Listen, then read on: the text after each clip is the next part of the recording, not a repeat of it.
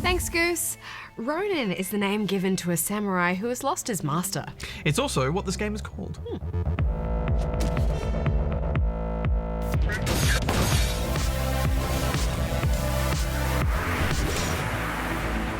Ronin is a sort of real-time action turn-based platforming puzzle game.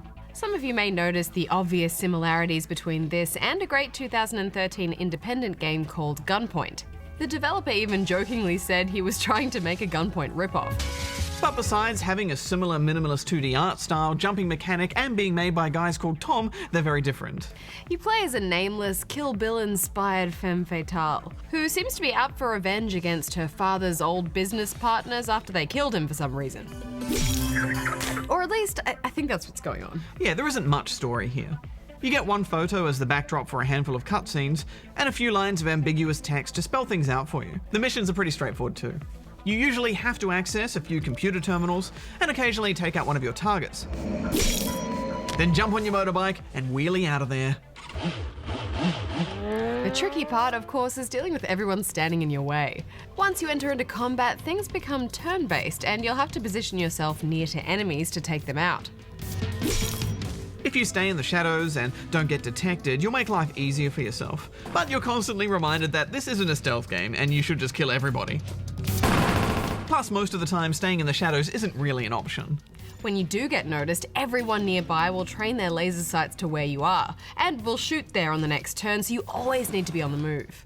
You may be perfectly set up to execute someone, but if that leaves you in someone else's sights, then you're done for. I really like this mechanic, because it essentially turns it into a puzzle game where you have to keep a few steps ahead. It's satisfying. And it definitely makes you feel like a crafty ninja as you freeze midair, planning your next strike, or dodging a whole storm of bullets.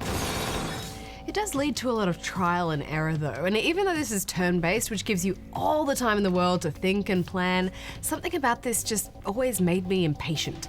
Yeah, I know what you mean, and I think it's because this is so action-based and you're meant to be the speedy samurai. And that just makes you want to get in there and take out everyone as fast and stylishly as possible, which often doesn't end well.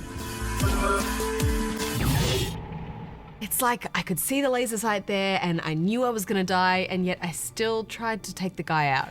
Yeah, and I think that's part of the fact that it can be a bit unpredictable where you're going to land after an attack. It might seem like you'll land safely out of the firing line only to still be grazed by a bullet, while other times you can get away with it.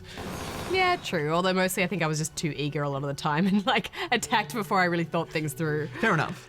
One thing I did like is that each mission requires you to meet 3 conditions in order to earn an upgrade point that you can spend on some awesome skills.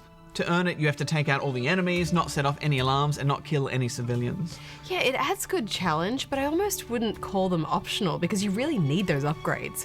Moves like throwing shurikens in midair to knock everyone down and throwing your sword not only look awesome, but will absolutely save your bacon. There's a decent bit of strategy to actually using those abilities too.